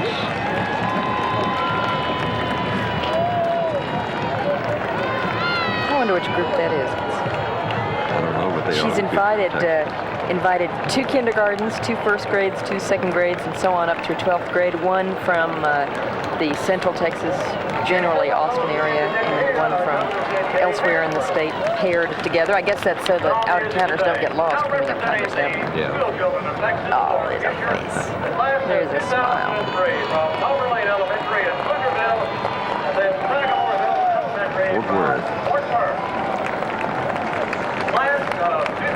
Fort Worth Independent School District. Class of 2003. That's scary. Look at all the smiling faces. I'm going to let you say it. Well, I'll say it La Jolla. That's right. But the next word, say it. Coyote. Coyote. Oh, all right. Coyote. How about coyote? That's better.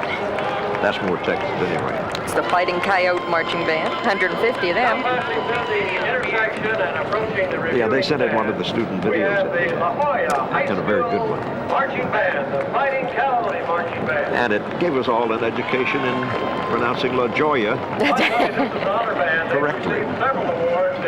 Now, do you want to try F-U-G-I-O, Kenny? No. I was Refugio. sorry for them, but glad for me that they weren't marching today. So I didn't have to worry about that one. It's actually the ones that look simple, like M-A-N-O-R, that if you were an out-of-stater, out-of-towner, you'd probably pronounce Manor, and everybody'd laugh. Manchaca, Manchac.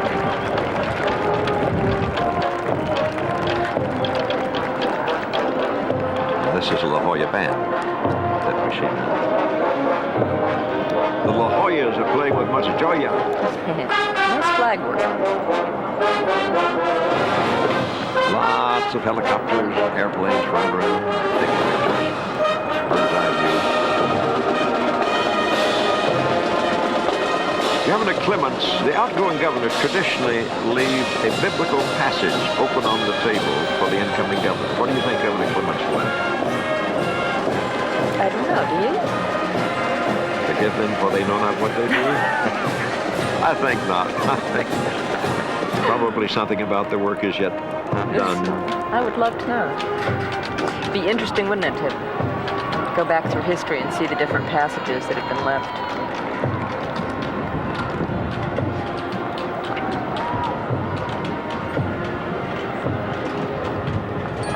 The La Jolla High School Mariachis and the La Jolla High School Fighting Coyote Marching Band won quite a few band honors in the state. 2 first division ratings as a marching band, and Best in Class award in the Yellow Rose Music Classic in San Antonio in 1989. This is the replica cannon of the 1836 twin sisters that were used in the San Jacinto battle. You were there, weren't you, Cactus? Yes, I was. Now passing in review, the Texas Guard of the Republic. I knew This honor guard wears a Santa uniform Ana well. prescribed for the Army of the Republic of Texas. The cannons on the float are replicas of those used by Texas forces at the Battle of San Jacinto. You know, Kathy, escorting the governor to many of the events is Bud Shrake, a longtime friend of Ann's, a writer who has written 2 of Willie's movies at least. Another one is being filmed right now in Austin with Chris Christopherson. And Bud is a longtime friend of Ann's. And already we hear speculating. We do. I guess that's anybody she would be having as a male friend at this time. I'm sure there'd be speculation about Tyler Junior College Band. With the Tyler Rose on their chest. And behind them,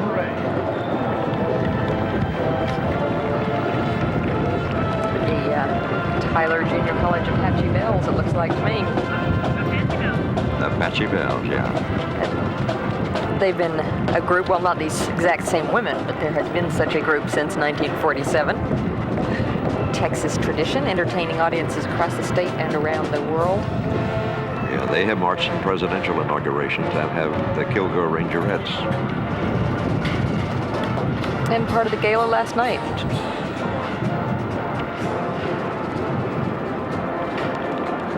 They performed in the Super Bowls 12 and 6, a Cotton Bowl parade on New Year's Day.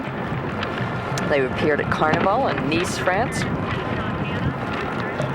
There's John Hanna, new Secretary of State, one of Ann Richards' new and popular appointments. I thought it was interesting when she appointed him, she listed his various characteristics that she thought qualified him for the job, and also mentioned that he was a very good-looking man. I thought, now, if a male governor had said that about a female appointee, we would have been in trouble.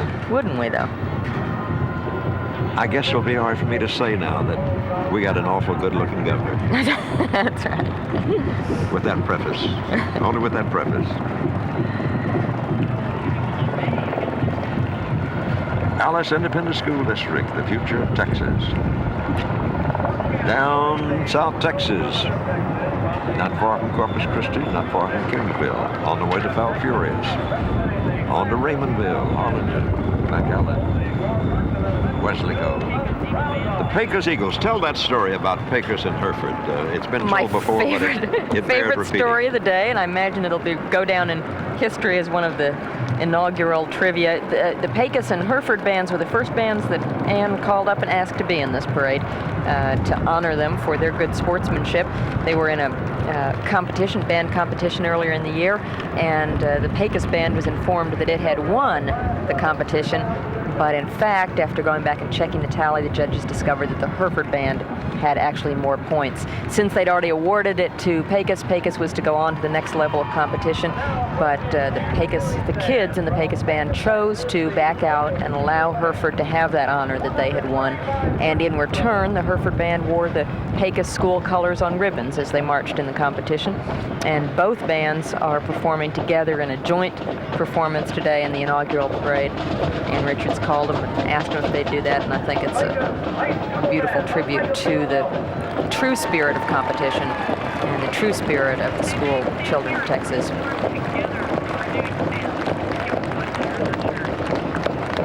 It is a possibility, and we'll see, but it's a possibility that both the Hereford and Pecos bands will stand in front of the reviewing stand and play in concert behind the program. Mighty Maroon Hereford High School band has actually won 30 consecutive first division ratings at the UIL University, their Scholastic League Marching Contest. 30.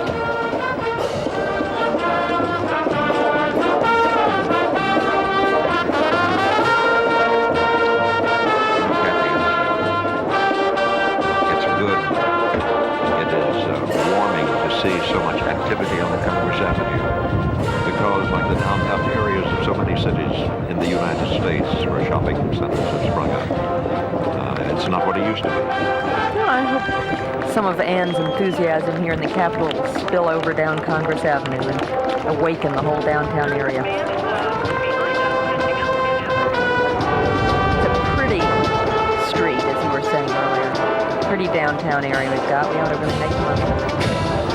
Hereford band is coming up behind the Pecos band now. Maybe they will play in concert.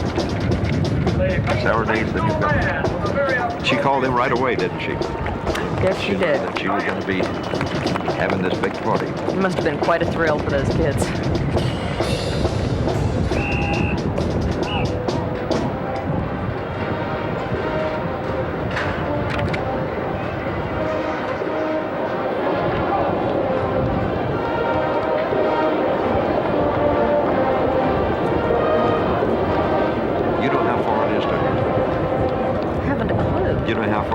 To Pecos? No. Take your lunch. You're going to be a while. They've come from Amarillo, and that's more than a dab. What if this was held in Brownsville? You've had a good time so far. Let's hear it for the big round of applause. time I flew first time I flew into Texas, flew from Los Angeles and was coming to Houston. And the pilot at one point said, we're now passing over into Texas. And I thought, oh boy, I'll be there any minute. Flew for hours after We were that. halfway. First time I realized how big this state is.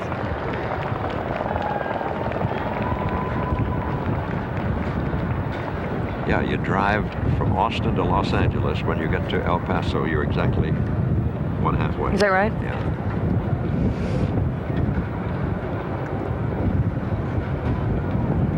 There she is again, our governor. Ann is very much a family person. All of the kids worked in the campaign, worked in the transition. They're with her right now, and I'm sure it'll be a very important part of her administration.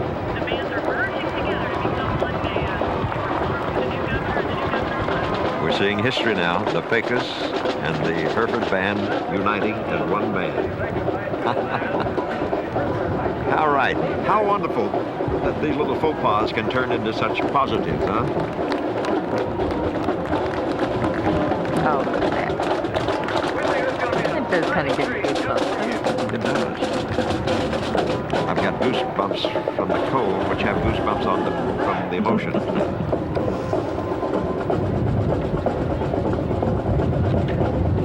I wonder which granddaughter that is. I think that's Jennifer.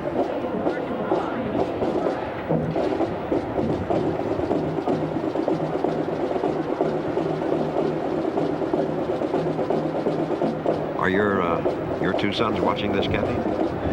Well, one of them's probably still at school.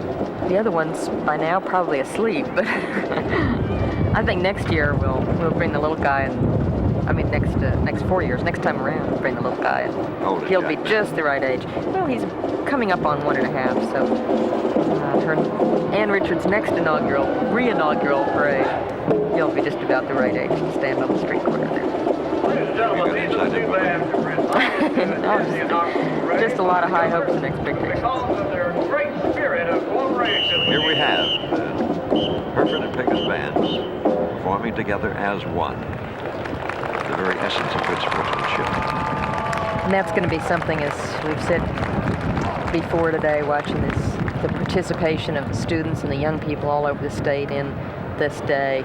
This is going to be a moment that they'll all carry in their hearts and will inspire them, I hope, for good sportsmanship and to do their best the rest of their lives.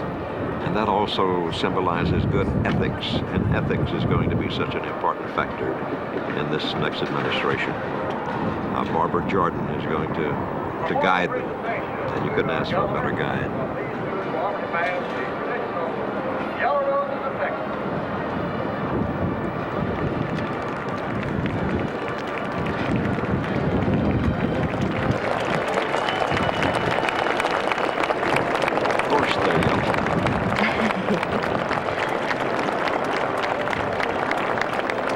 Those are from the band, thanking her, I suppose, for inviting them and honoring her as our governor, congratulating her with a bouquet of yellow roses and a package of some sort. Now the other band is also giving her a gift. And a portrait, it looks like. A portrait of Anne.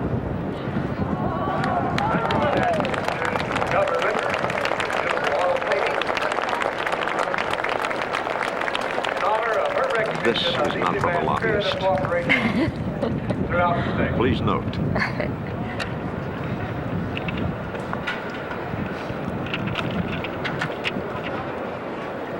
The Pecos High School Band Oh, what a shot, and the look. Hereford High School Band. Great Let's wave, maybe they can see us, representation of huh?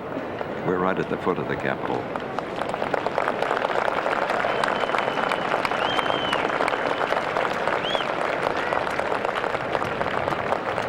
Well, let's see now. Her day is still a long ways to go, isn't it? She's got a long one indeed. Now, I imagine she'll be doing a little partying tonight. Imagine she did a little partying last night. I understand they carried on for quite a while with some of the performers from the gala going back to the hotel and performing for the intimate entourage on into the wee hours of the morning.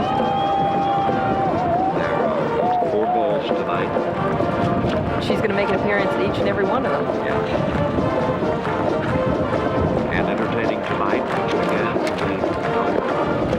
Jared F. Walter, Willie Nelson, Think. Oh, all right. If not, if you're listening, Dolly Parton. Jared Get F. yourself Walter, back on town. Willie Nelson, Chris Christopherson. I know Jerry Jeff is going to be at the Driscoll Ball. And it was an unusual term, too, to have 4 balls, 2 of which at least are priced within reason for just about anybody to attend to participate in the festivities tonight. Not all just blue plate special.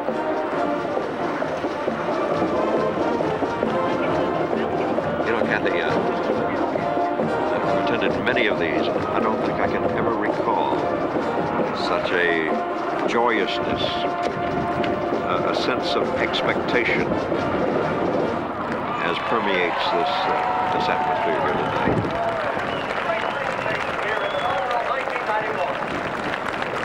It was certainly an enthusiastic crowd that covered the Capitol grounds to hear her inaugural address and watch her and Bob Bullock be sworn in.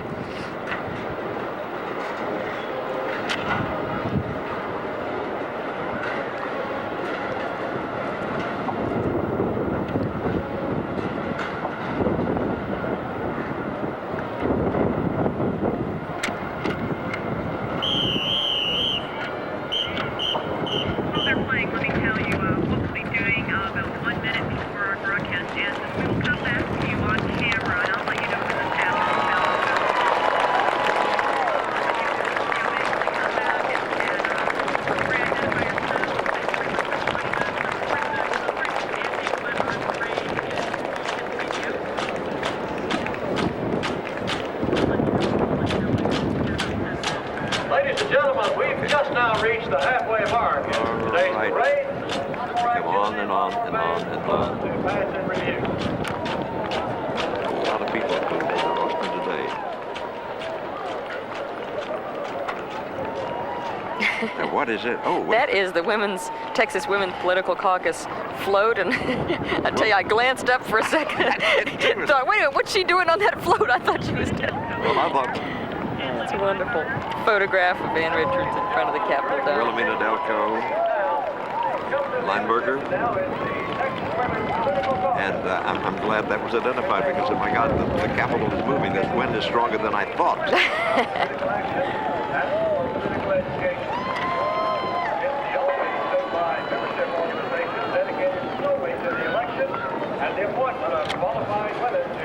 Saw quite a few T-shirts on the grounds today and along the parade route saying "Another man for Ann Richards." The Texas Women's Political Caucus float. You know, some leaders born women. That's the Texas Women's Political Caucus, the only statewide membership organization that's dedicated solely to the election and appointment of qualified women to political office. They must be thrilled today, ushering in a real new respect and a new place for women, new inspiration, as Anna said, for young women across Texas to see just how far they can go. 17 years old, and she hails from Laredo. She's the winner of the Texas Young Woman of the Year Scholarship Program. We just had a shout out, yeah. That one that was 75 girl team.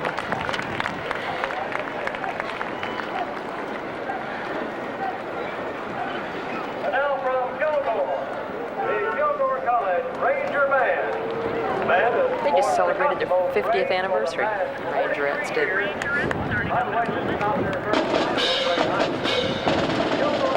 Yeah, with the Kilgore Rangerettes in the wing, but come on. I guess this is without a doubt the most famous drill team in the college ranks. Kilgore Junior College. They are superb, like the Apache Bells. Tremendous discipline, tremendous poise. performed all over the world. Oh, yeah. And in Waxahachie, too.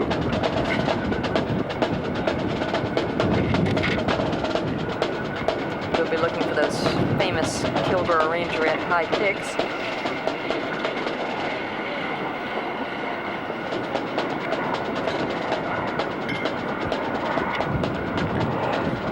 You know, speaking of Anne's sense of humor, she has a great one, of course, and it has served her so well. I remember her making a joke about another governor one time. Here come the Rangerettes. I'll tell you the joke in a minute.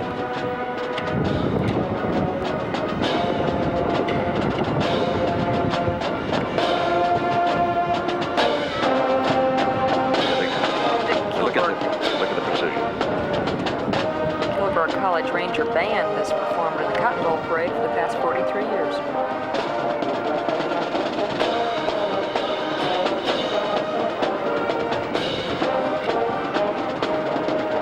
Get that away. But that's far.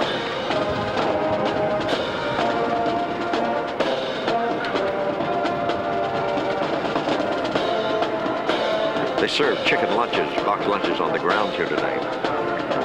Ann was telling about this governor who went through a line at a cafeteria, state cafeteria, and the woman put a piece of chicken on his plate. He said, I want another piece of chicken. So she took that off and gave him another piece of chicken. He says, you don't understand, I want 2 pieces of chicken. She says, I'm sorry, we only give it 1. He says, young lady, I don't think you realize who you're talking to. I'm the governor of this state. She says, Governor, I don't think you realize who you're talking to. I'm the lady passing out the chicken. And they were passing out the chicken on the grounds today. They were indeed. Peanut butter for the vegetarians. Peanut butter and jalapeno jelly. I understand. Yeah. I gotta try that when I get home.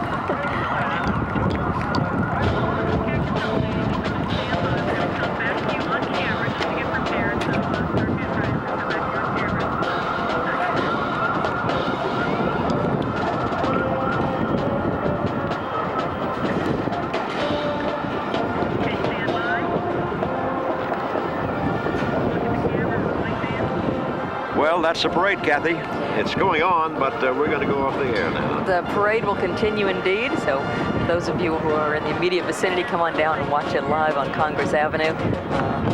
Cactus Pryor, I've sure enjoyed being here with you today. Yeah, Kathy Cronkite, it's always a joy to work with you. And we want to thank HSE for making their facilities available, and to the producers and all of the cameramen, our whole crew, who've done such a remarkable job today. I want to thank the guy that riveted together the ladder we're about to climb down to. And especially thank you folks out there for being out there. I hope you enjoyed it as much as we do. The parade will go on, but that's it from here.